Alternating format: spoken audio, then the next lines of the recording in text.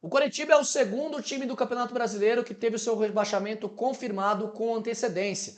E aí, trago aqui um vídeo com muita informação, opinião, é claro, análise de quem acompanhou essa trajetória do Coxa nesse Campeonato Brasileiro.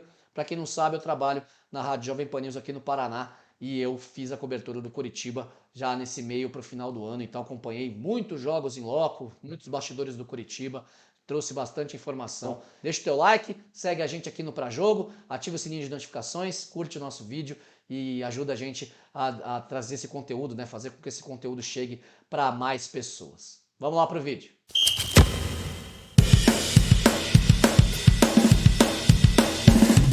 Primeiro ponto que culminou no rebaixamento do Coxa, a transição de associação para a SAF e todos os problemas e burocracias que isso gerou. É claro, por longo prazo o Coritiba tem uma perspectiva muito boa e muito grande de investimentos da empresa Tricorp que comprou o Coritiba em infraestrutura, em modernização do estádio Couto Pereira, em implementação de metodologias do profissional até a base, formação de jogadores. O projeto é muito ambicioso e as garantias financeiras para o Coritiba são muito boas. A questão é que no primeiro ano não funcionou. E aí a gente tem que retomar lá na montagem do elenco no início do ano.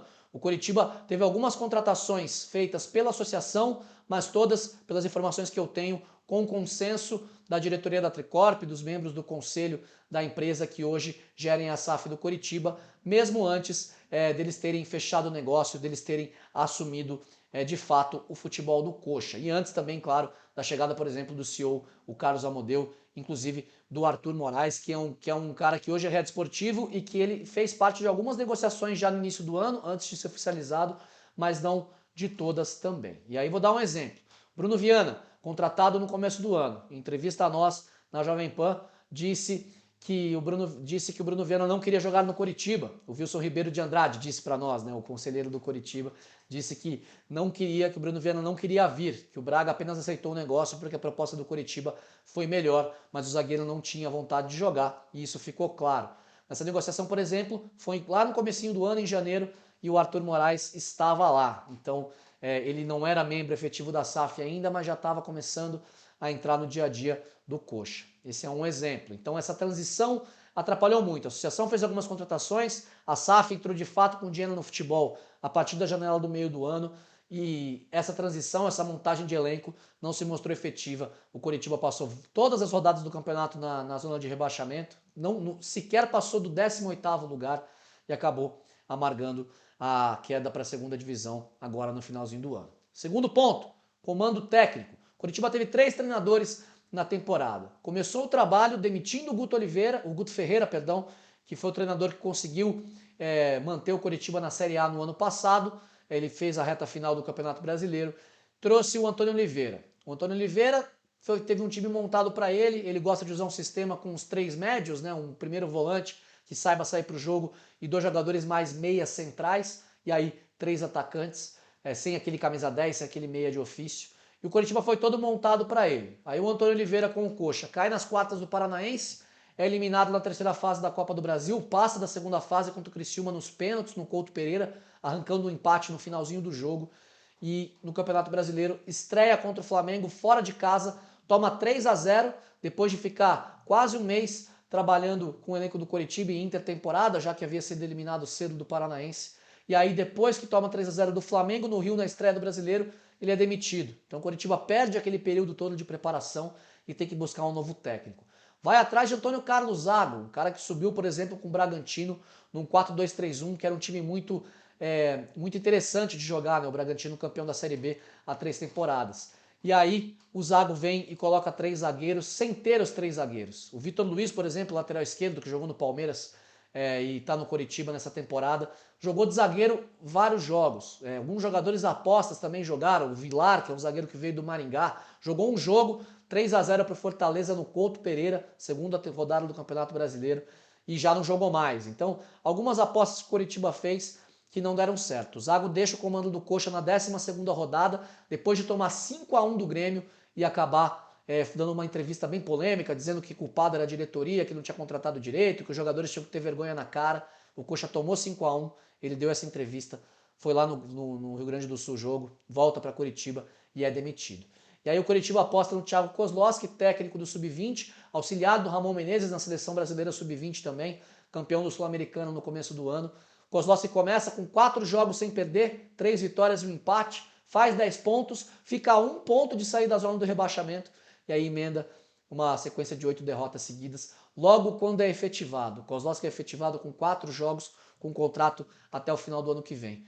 A situação piora com o técnico que veio do Sub-20, o Coritiba confirma o rebaixamento e aí demite o Thiago e agora traz de novo o Guto Ferreira para o ano que vem. Então, uma série de fatores do comando técnico, escolhas que para mim a direção tomou e não foram as melhores, culminaram nesse rebaixamento também do Coritiba. Esse foi o segundo ponto. Tem mais 3, já te conto depois de um recadinho especial.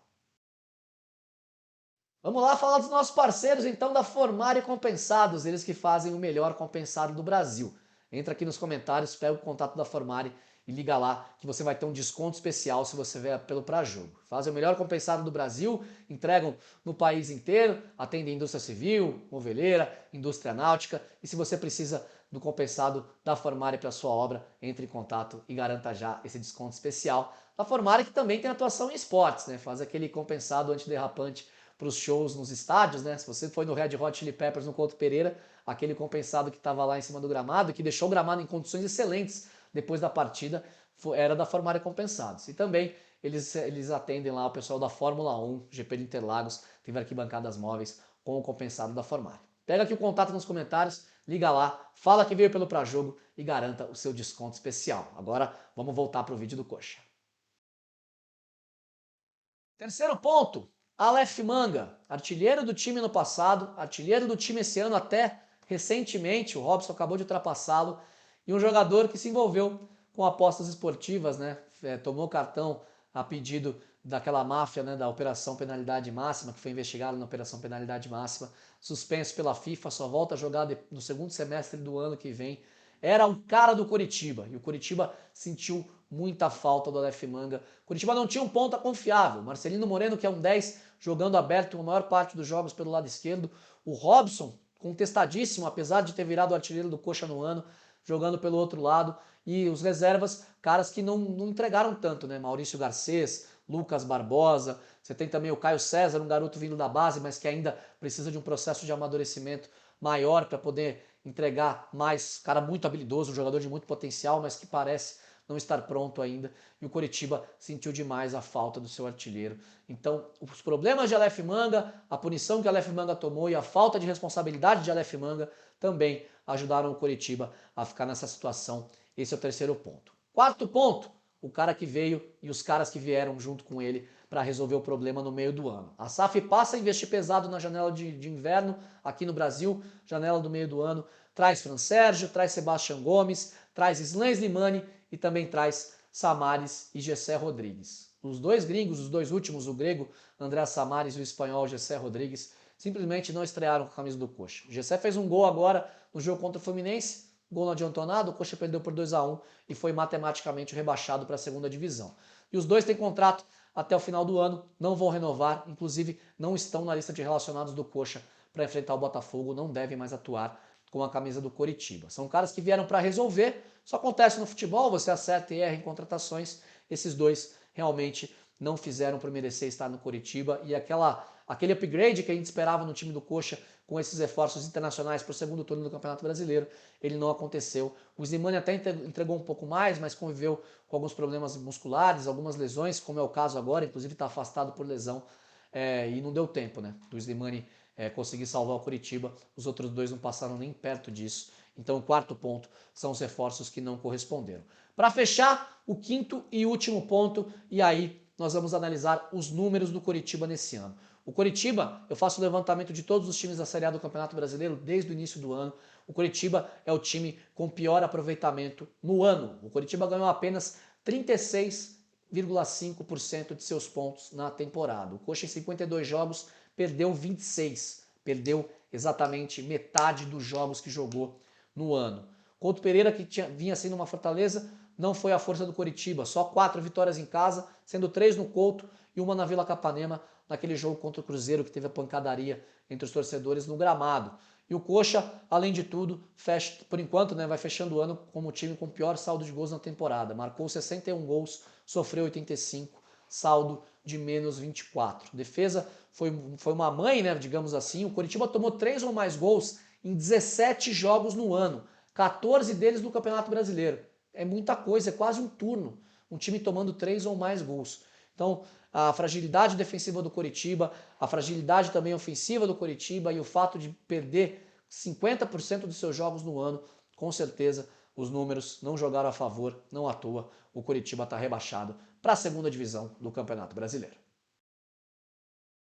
Você gostou desse vídeo? Concorda com os pontos? Escreve aqui nos comentários. Deixa a tua opinião aqui. Está bem legal o nosso debate aqui, né? Nós do Pra Jogo com vocês no YouTube, nas outras redes sociais que a gente também publica vídeos. Estou gostando bastante também do crescimento do canal. Obrigado por todos vocês aí pela confiança. Se você não segue o Pra Jogo ainda, acessa aqui embaixo, tem todas as nossas redes sociais ali no Linktree. Segue a gente também no YouTube, ativa o sininho de notificação que você vai estar por dentro de todo o conteúdo bacana que a gente tem trazido por aqui. Combinado?